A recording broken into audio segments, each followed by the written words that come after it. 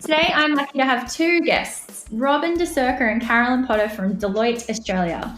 We've been working with Robyn and Carolyn for about 4 months now, and we're nearly at the end of our first stage delivering a visitor experience as part of our platform that connects and gives the visitor a seamless access pass physically to the office and also connects them to the ground floor concierge and the guest services team. This is a pretty technical project, so we're integrating a few different systems and PlaceOS is sitting in the middle. But my guests, Robyn and Carolyn, your roles in this project have nothing to do with the technical side. So I wanted to talk to you. We often talk about who is at the table when we make business decisions and technical decisions. And you both being a part of the Deloitte project, but having nothing to do with the technical side, has actually elevated the project, in my opinion. So I really wanted to talk to you about your roles in the project, your roles more broadly. So let's start with you, Robyn. Can you explain a little bit about your role and I guess your role in this project in particular? Yes, thanks, Landell.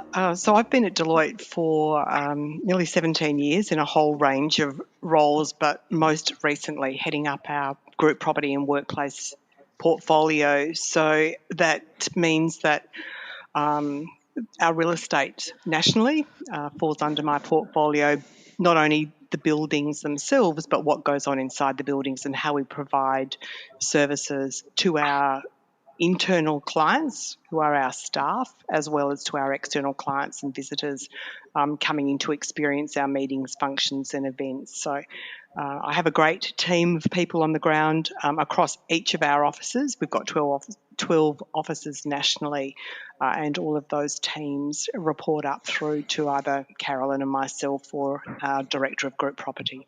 I like how you group together meetings into, events as well. So how people experience those. And I like that you call them your internal customers, so that we're actually thinking about the employee as a customer.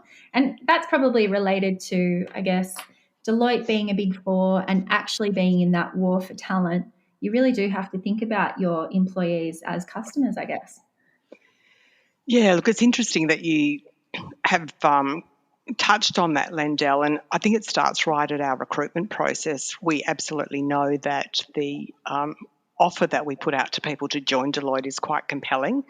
We invite them to come and join a forward-thinking organisation that's innovative, creative, and the cutting edge. So we expect people to bring their best selves to work, and what we try to do is make sure that when they do, we're offering them the most suitable environment to work in and to be their best self. I suppose that's changed pretty significantly over the last 6 weeks with COVID, because we now experience people not coming into the office and working from home or working remotely, and we've had to review those services. And I must say the teams have been quite inventive about how they're doing that. We're currently getting ready to move from our Melbourne office at 550 Burke to 477 Collins Street, and this technology we're talking about is fundamental to that experience. But we're trying to move an office with over 2,500 workspaces with no one coming to work. So offering people, virtual sessions to clear out storage, to clear out lockers, helping partners, doing virtual meetings with partners, helping them clear out their offices and pack their boxes and things like that. So it's really stretched the notion of support in many, many ways. Wow, I didn't even think of things like that, like the logistics of having stuff at work and not being able to go in there and get it before you do a move in, May or June? Yes, we're moving in 2 weeks. So Monday the 18th of May is our day one in our new office, and so over the last 4 weeks and the next 2 weeks we've definitely been working predominantly remotely with people to understand what their needs are, return things to them at their homes, pack on their behalf, and then obviously be ready for unpacking at the other end on their behalf as well, because we're not sure that people will still be able to come into the office at that stage. Wow. Yeah. So when we're talking about change and change management and culture management at times like this, so those those sort of things roll into part of both yours and Carolyn's roles. And I don't know if that's a formal thing, but I just know from listening to you both on conference calls that those are always front and center. We're always talking to you about culture. We're always talking to you about change management.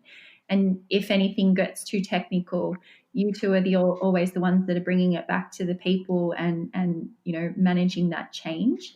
So that's a real stretch at the moment. I guess it highlights a little bit more that that's the right people to be involved in a project that is due to support those employees as they move, even if it is a technical one. Stuff I didn't even think of. Carolyn, can I ask you as well? So Robyn's been 17 years at Deloitte. You were 18 years at PwC, and now you're at Deloitte. Can you offer up any of the differences between the two organisations? Certainly, Landell. Thank you for inviting us to join in today. Look, it is in some ways they are very similar. We're both large professional services firms. In a sense, some of the things that we do and what they do are definitely similar, and we're obviously in a competitive market. Where I think I've found differences with Deloitte is there's a real openness to make change. We are very technically focused. We provide great technical solutions for our clients.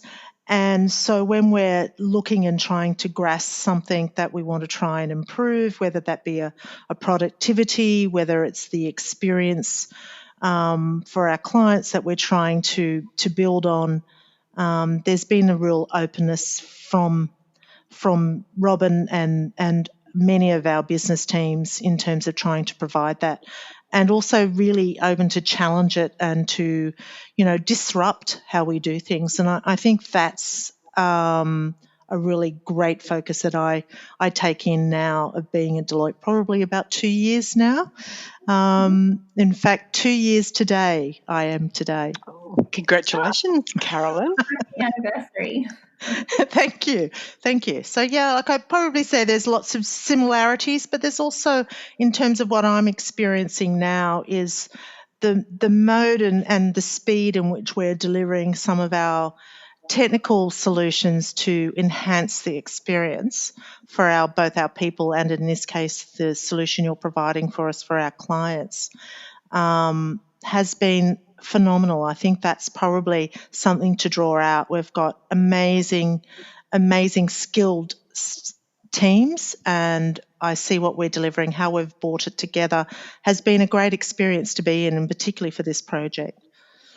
Yeah, absolutely. Like, you've got a wealth of different skills sitting within Deloitte, which has been fantastic to work with. Everyone from like Yaman and in platform development to Akul, who can do all of the technical stuff, and Kieran, who's got really good grasp on the big picture, but translating that into, what that means between people and tech.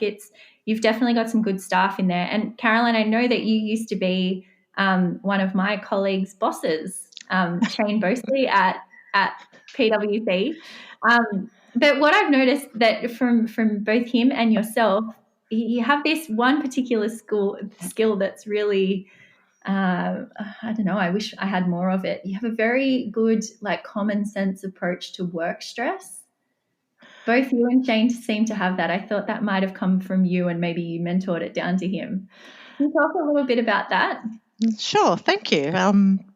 Look, I think one of the things I have learned in my career is that, you have to be calm and patient. There are times, of course, we all have those moments where you a trusted advisor that you talk to about things that get to you. But it's one of the things I have learned in that, sometimes you can't affect change, whether how frustrated you might be about it. Sometimes you can't change where the current decisions are. You have to make the best, and what you can actually control is how you behave and handle that particular situation. And I think that's One of the things I've always instilled in my team, and hopefully if that has rubbed off on Shane, then that's great. It's wonderful to see Shane's career and how he's progressed. I've always felt of him very fondly, and he had a willingness to grasp and learn things quickly. And I think that's the piece that I actually enjoy as an individual with teams, to actually hopefully share some of my knowledge and help people improve and deliver in their careers as they go forward. Landell, I'd just like to say that you're absolutely right.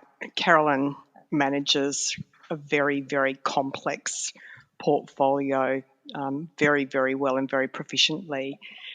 But I think it's a double-edged sword, and I'd be interested in your thoughts on this. I think that there is advantages and disadvantages in us making the complex simple and, constantly delivering against, sort of unrealistic milestones or, overly difficult situations, etc. Because we have to remind leadership that don't overlook the fact that it takes a certain skill set to deliver at this level. And I feel that, we have sometimes other colleagues who are a lot more frenetic and frantic and attract more attention, and that the person who's, beavering along very, very cleverly sometimes makes it look too easy. And I'm not quite sure what the answer to that is, other than to make sure that, that we complement each other on what we're doing, that we call out the successes that people are having, and that we make sure that leadership absolutely understand that these things did not happen easily, and that a great deal of planning and effort went into delivering some significant milestones. It's such a good point. I think a lot of organizations right now are realizing the difference between the optics of working and actually working. So things like that where, certain things make, people make it look easy, even though it's not really. But even being in the office and constantly being at events and all of the extracurricular activities of the office, that doesn't necessarily mean that you're getting more work done either. And I think we're seeing a lot of our customers, for example, are discovering that people are actually better at working from home than what they thought they might be, and that there's a big importance placed still on work is being seen to be working, whereas really organizations are sort of cottoning on now that that's not necessarily true. Yes, Landell, I agree with that. I think often being seen doing the job and actually delivering, obviously two very different things. So moving, I think a lot of businesses to being more outcome focused. What is that individual delivering? That trust, I think a lot of companies have had to. We've mobilised incredibly quickly to be able to, work from home, and it's amazing to see some of our colleagues and how that turned so quickly and so effortlessly. I'm sure for our IT people it was quite a lot of work, but how effortlessly, that was achieved. I think that's a big change. I think there's, Robyn and I quite often talk about what will the new norm be. How people are finding that change at working from home now, and that experience of maintaining connection, which often is part of, what we're trying to achieve, creating environments in our workplaces that support that level of connectiveness, to how they enable people to collaborate and create. And also then focus as well. So the balance that you have with this, and I think the COVID world has changed and perhaps turned a few things upside down for many different types of businesses who previously may have thought that this couldn't have been achieved. Yeah, I agree. I wanted to switch tact a little bit and talk to you, Robyn. I gave you a compliment before we started recording, I guess. We were talking a little bit about work style and dressing for success. I know that you are working with the Dress for Success charity. I know you do a lot of work with them, but you also have a really, there's a few people that I work with who are always just dressed perfectly, and you are definitely one of them. You just always have that perfect balance between, like, I'm in charge here and I'm professional and I've got like part of my style in my work outfits. I wanted to talk a little bit about that because you've clearly got an eye for design and style. So can we talk a little bit like how your work with Dress for Success kind of merges into your work with Deloitte, and even our project now, like your opinion in on our technical designs is really well thought out, and obviously we've come back with some really beautiful designs that are pretty unique. So can we talk a little bit about that? Yeah, sure, Landell. I might start at the end of your comment and work back to the beginning. I do want to pass a comment back to you and your team as well. I don't think that, and Carolyn and I express it frequently, that with the consulting team at Deloitte and your team, I don't think either of us have ever experienced such a rapid development of a product from thought to finish as we're seeing in this particular piece of work that you're doing. And some of the things that have really struck me are just the level of understanding that you have of our business and our desire to make the complex simple, particularly for our clients and visitors. Some of the drafting work that you guys have done in what the client will receive by way of an email, offering them a QR code into the office. These are some of the things that we would have pored over with other providers or business partners, and done 15 drafts on. And I think the first draft I ever saw from you guys was, yes, that's it, you've nailed it. So I think we have created a lovely partnership between Deloitte and your team, and you've very much gleaned who we are and what we want. So thank you very much for that. About my own personal journey, I suppose, if I reflect on my early life, I was a mother at 18. Which was probably a huge surprise to myself and my parents and anyone else who was around at the time. So I found myself, very early in my life having to take responsibility for myself and for a growing family. I had 3 children by the time I was 22. So there were things that I didn't do when I was a young person that are traditionally expected of young people, which is freedom, going out, dressing up, doing all of those things. So I found myself in an older person's world quite quickly. And as my family grew and I started to get freedom a lot earlier than perhaps other people do, I found that I could focus a little bit more on myself and I could find my own identity and develop a style that was unique to me, because I felt that in many cases I was quite different to many of my other colleagues and the life that they had led.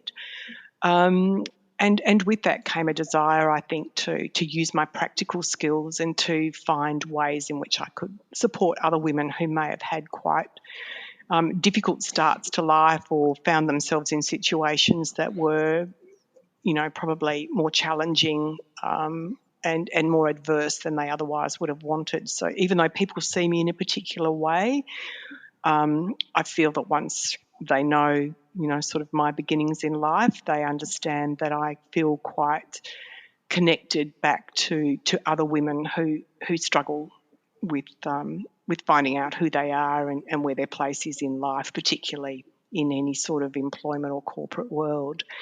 And with that just simply came a desire to make sure that I was a role model to the people that are around me, a role model to my 3 daughters, to my stepsons, to my grandchildren, and somebody that was going to age with dignity, never shy away from the fact that I'm probably much older than most people that I work with, but I can still hold my own, and I've done that just with a general presence that I believe I have developed. Clothes play a part in that. Less a part now that I'm working from home, I must say, but I can't wait to get back and put on something nice. Yeah, but those things became important to me because they became a I suppose, a visible presence of who I hoped people would see me as in my role. I love that. Thanks so much for sharing that. I just got off a podcast a couple of days ago where I interviewed Ian Morgan from AMP Capital, and he and I discussed at length the diversity that you can't see. So when people talk about like gender diversity or, you know, trying to get, I don't know, just ethnical, like ethnicity diversity into the workplace, but they're missing the point of all of this other diversity. So it's the life experience that people have had. My brother had kids at 19 as well, and it's the diversity of those past experiences that actually bring diversity into the decisions and into the way that people work. And especially if you're mentoring teams and managing teams and stuff, I think that is so much a part of what we should be bringing to work, and it's probably not talked about that much. I think you're right. I think that's one reason why I've been very, very happy to stay at Deloitte and feel very, very loyal to the firm. I think we absolutely mean what we say when we talk about our diversity and inclusion methodologies. They're really pushed hard out into the firm. We would be absolutely taken to task if we didn't demonstrate on a daily basis our commitment to, you know, including everyone and respecting diversity at every level, including diversity of thought, which I think is what you're leading to, that, you know, some of these things only come from experience. And it is a lens that you can put over things. And I often say, you know, I'm not the most technical person in the room, but I might well be the wisest right now around certain things. So let's take a different approach to that, or let's look at it through a different set of eyes. And, you know, Carolyn does that really well too because of her vast experience that she's had. And I think everyone, certainly gains a lot from us being able to share our experiences with them. Oh, I totally agree. The lens is a good word, and you're right. Carolyn does that really well. What I've noticed about you, Carolyn, is that you're always thinking through two lenses, I guess. What's good for the experience, and then what's going to make things like that are compliance and emergency management and some of the less sexy kind of things that we have to talk about. You sort of always have two things at the front of your mind. You're going for experience, but you're also thinking about the legal implications, the emergency management, the compliance. Can we talk a little bit about that, like how you see technology? I pressed the wrong button, but we're back. Sorry. If you could see me now, I'm under a blanket trying to. I could hear the children in the background.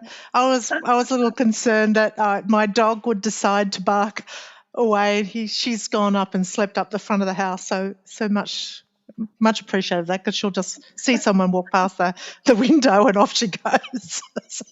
It's so funny working like this, isn't it? Like I'm used to dogs barking, kids in the background, a couple of interruptions here and there. It doesn't really. You know, in the hours that I'm saving in commuting. Not travelling. Yeah. You know what I think is probably one thing I've noticed? People are much warmer. Yes.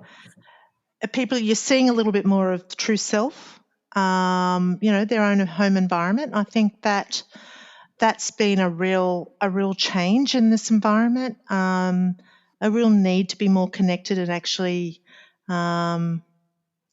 you know, actually sort of want to get to know someone more. Often you're actually, Robyn's actually going to rejoin. Often you get to know people, but you're in the rush. I actually see people are taking that little bit more time at the beginning of a meeting to smile, to laugh, to talk about something that's a little not business first. It's been quite a positive experience in lots of ways, in just seeing how people are coping and managing. It's not to say it's a perfect world, but it's certainly I'm finding people are much warmer. I'm also enjoying the fact that I'm talking to people. Obviously, I've got a massive project on at the moment, but certainly talking to more people face to face, and I think that that gives us a level of connectedness as well. Would you like me to pick up on that question prior? That question that I asked horribly. Yeah. The one. So, I'll back. Yeah, no, I think I'm okay. I look at you. There's two things. I always look at any sort of technical solution with two lenses. I'll come back to emergency management, but yes, absolutely the experience. What is the person that is going to touch point on that piece of technology, and how will they find it? Will it be simple? Will it be easy for them? They don't need a license to drive it. And I think that's something, and I reiterate what Robyn had said earlier, is that the solution has come out. It's really intuitive, and it's easy to see how people are going to do it. So amazing job, and really credit to PlaceOS. I think it's done it's really turning out to something fantastic. So we're looking forward to seeing it in final. But in going back to that, it's two things. I think you have the lens of what is it like for that experience, but then making sure it actually, from my perspective, is that behind the scenes, how is that operating, and how is it also easier for the team behind the scenes, and how are they doing, and is it actually meeting from an operational delivery what we really need. So if I then go to things like emergency management, when we're, I think of some of the technology and some of the extra work we're getting done is wanting to have this tool that's going to tell me I've got this many people in the office at this time. I know that I had this many people come out of the building. I know that I'm able to report into if we have a crisis, that we need to be able to give good informed information. And these are some of these tools that are helping us do that from an emergency management perspective. And I think we're also starting to find that we can do things more online, more technical, more of these sort of solutions we've been doing very much face-to-face and walking through, but we're getting online tools now as part of the world we're currently living in, but I believe are going to move us forward going forward when we get back to what is the new norm. So, yeah, two lenses always. The experience, we want it to be enhanced and deliver on that piece. But then also it has to be from an operational, has to meet what we need to achieve with any piece of technology. So I'm always looking at anything I do with two lenses, so that we actually feel like we're delivering. Yeah, well, I mean, I think you understand platform better than anybody else in that regard, because anything that we're saying about what we can do for experience always has that other side of that same data can be used for another point. And I think that once people understand what data is going in, like Gallagher data, for example, people entering the building via their phone or their swipe card or their QR code, that's going in to help manage visitors and get them into spaces, but the same data can be used to help them get out of those spaces and make sure that if there is an emergency, people can get out safely, and even given contextual information about how to navigate the building and where to go in the case of an emergency. So, I think for a not so technical person, I think you don't give yourself enough credit. You're probably a bit more technical than you know. Look, I think what we went through an immense sort of period of looking at what are our needs, and then what would we want as well. And I think what we've probably landed most often in if it's not this piece of technology, our meeting technology as well, we've landed with a fine balance of both of those, and in what cases the balance is where our wants have also been met, rather than our line of, okay, if we don't get all this will be our line of where our needs are. And I think that's one of the pieces around Deloitte that I've really noticed we've been able to challenge and push forward, is that willingness to move it a little bit further than just meeting that immediate need. It's moving it forward to be more forward thinking, developing it to be something that's going to bring us into the future a little bit further than where we are now. And I think that's some of the positiveness I've seen out of what we've delivered. Yep. Or what we're delivering with you. We're getting more than that, and I think it's very exciting to be able to say these are some of the things that we're going to have, and be able to be more analytical about our space, to be able to see how people are coming in, to be able to track better but they have the access to the information. Landell, is one of the things that we all challenge with disparate systems that you have. Not every system can give you the information, and to be able to give it to us easily without tremendous amounts of manipulation. Whereas this is where we're starting to see what we're developing it to what do we need now, and then how can we move this forward? So how can I use some of this analytics to better operate our workplaces, to be more effective, to be more environmentally friendly? Robyn and I often talk about, sensor management, and how we're going to look at how we're being able to look at how we're using space in a more informed way, and more immediate than, often we're looking historically, but more immediate. Can we operate differently? One of the things we've talked about now, and I talk about with Carolyn, is, why do we have every floor open? We have a team, our Deloitte family works fairly hard, and, often people are working at night. Well, why do we have 10 floors open with, a spattering of people across them? Why can't we be more efficient and look at how we can be more environmentally sustainable by saying, well, okay, if we're going to work after hours, let's work from these 3 floors. This, thinking and working differently, and how that enhances the workplace, and some of the tools, is some of the analytics will help us manage better. Yeah, absolutely. I think you're going to like some of the new designs for the next phase too, because we've looked at that as far as like what you can do with the app, and showing availability of spaces and showing capacity on each floor, so that if a floor is at, say, 18% capacity, we could send the people who are on that floor down to another floor which is at 30% capacity, so that one floor becomes at 48% capacity, and we can turn off one floor. So there's some cool things that we can do with just via exactly the same application that people will be using. And it's not that they're having to do anything differently. It's more just picking up the data and then writing the logic that says, okay, well, if this floor is only 18% full, let's send these people downstairs, or offer them a coffee downstairs, something to sort of incentivize them. And then we can close down a floor and, save the energy. It's just one of those concepts that we're sort of throwing around. So I think we'll present that soon. Well, we're looking forward to seeing it. Yeah, absolutely, Landell. And I think what Carolyn and I have become quite expert at is finding the best mechanism to influence decision making at Deloitte. So at the moment, if we were to put something into a climate change, sustainability, environmental impact framework, we know it's going to resonate with people. It's going to resonate with leadership because we've got global targets to achieve, and it's going to resonate with all of our people because they actually care about making a difference.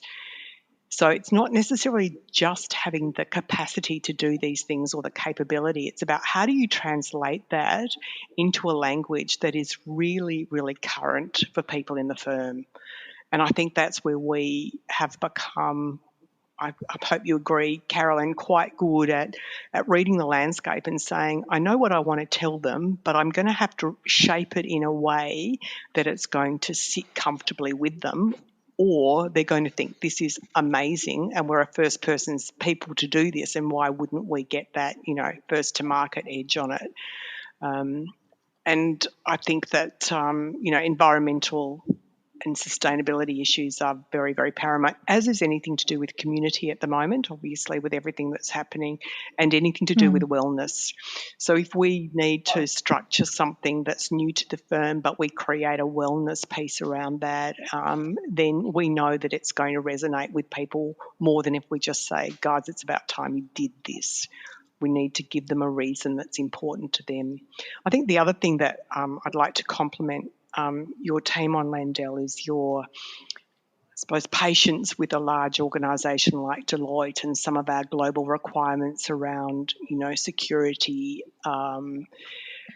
And as we are all moving in a very, very rapidly evolving technology space, these sorts of things are becoming more and more of paramount importance to us, and you've never once tried to push back on that with us. It's about, what do you need us to do? How can we support you in getting the approvals or navigate through these issues? And that's really important to us, because in many cases we don't have an option. We simply have to comply with our, experts in global, and it's great to partner with an organisation that sees those things as importantly as we do. Yeah, we absolutely do. I think that when it comes to security and things like that, like we're only a smaller organisation, so we don't have those same strict protocols. But all of our clients do, and I think more and more we're seeing our clients be surprised that we've already thought of that and we've got that in our code. So I think it's just experience. The first couple of times we had to do the security questionnaires was a bit of a shock to me. But we've got more experienced people in our business and very good coders, and so luckily we're able to navigate a lot of those processes pretty well now that we've done it so many times. But I take your point, though. It feels like sometimes in a large organization, just when you think you've got everything signed off that needed to be signed off, there's another questionnaire or there's another protocol that you have to step through at the 11th hour that just popped up. Seemingly it just popped up. And I think that's the value of really good internal relations as well. I mean, we I think, are able to get accelerated decision making when we need to or when we can. I think there's a sense of trust in us identifying that, yes, we understand it's a risk, but we can minimise it, or there's a mitigation strategy, etc. So I think, a lot of large organisations get very tied up in red tape and bureaucracy. I do feel, and I hope you agree, that Deloitte is relatively agile in the way it deals with these things, and that we can get even some very, very complex issues resolved relatively quickly. Before we sort of sign off, I wanted to talk about what's next. I mean, I know that you both are on the front line with guest services teams, managing those teams who offer the services to your guests, and I guess that client experience of being able to invite people into your office, give them the white glove service. How do you think this whole stage of working from home, this whole stage of social distancing and trying to keep safe from a global pandemic, how will that affect what Deloitte does next? Yes, well, we all wish we had a crystal ball on that one, but we are starting to really do some thinking about that and leveraging some of our large suppliers too. We've got some really great relationships with office furniture and fit out suppliers who surprisingly have some very, very good insights into the future of work in what might be the new norm. We have a wonderful relationship with the large caterer Compass, helping to navigate exactly what you're saying. What's food service going to look like? What's entertaining going to look like in the corporate world? So we're trying to leverage our relationships. We have very, very expert teams on the ground, Landell, as you probably know, and they all have some wonderful ideas about what the future might look like. I think there will be a period of time where we're cautious about how close we get to people and, how large we allow our events to get to. But I'm confident that it will return towards a phase where everyone will feel very, very comfortable coming back into relatively large functions and events and enjoy again that sense of conversation and collaboration and face-to-face connection that I do think people are craving, to be honest. I think people are getting a little bit weary of the isolation. I think you'd be crazy if you weren't getting weary of the isolation.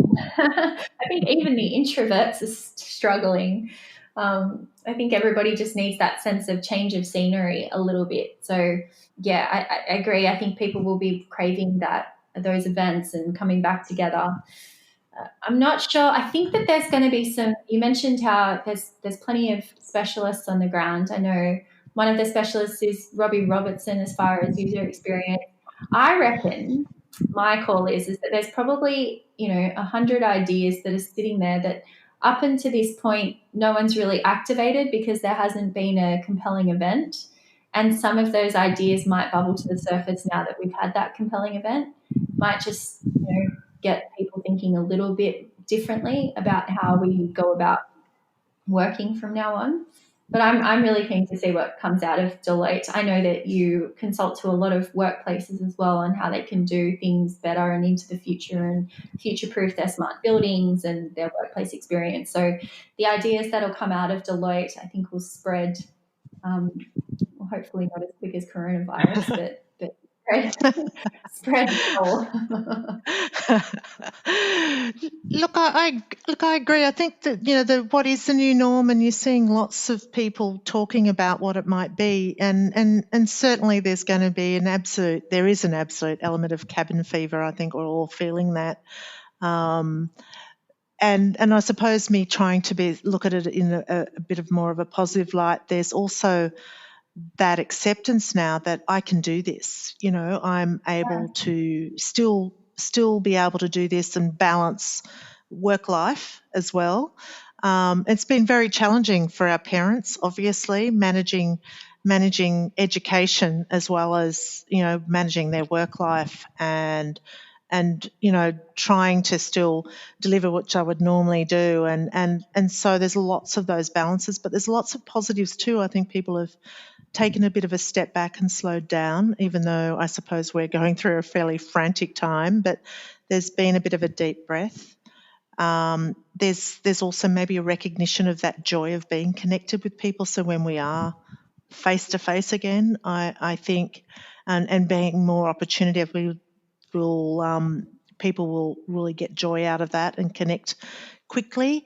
I still think it'll take some time, and it'll be interesting to see what we're talking to each other about in December, and how people are feeling in December, and feeling that feeling of hopefully safety, and but looking at what that work-life balance is and how do I manage it. And I think there's going to be more openness to that ability to do that, because I think many companies haven't felt that they could do it this way before, and they are doing it now and achieving and hopefully achieving successfully being able to do it, like 10,000 plus employees for Deloitte, and I'm not sure, Robyn, is it 95% of them are all connected? Yes, remotely.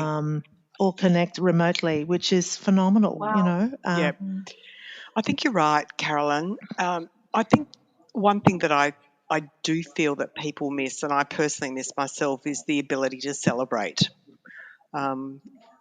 We are used to, as an organisation, being able to have a glass of wine or get together and, celebrate our wins, celebrate our successes. We've got some very, very big projects underway, and the normal outcome of that would be to get people together, to thank them face to face, to offer them some sense of the value that they've brought to that project or to that outcome. I personally miss the ability to do that. I'm looking forward to it coming back as an opportunity for us to, socialise, share a meal together, talk face to face. That to me is going to be very, very important when that comes back. Oh, that's such a good note to finish on. I don't know if I'm that keen to come back and have drinks. I think after isolation, I'll be in detox for a little while. I think there's a lot of us thinking that, Landell. I could try and do my health kick right now, but I've got a 5-year-old and an 18-month-old at home, so no.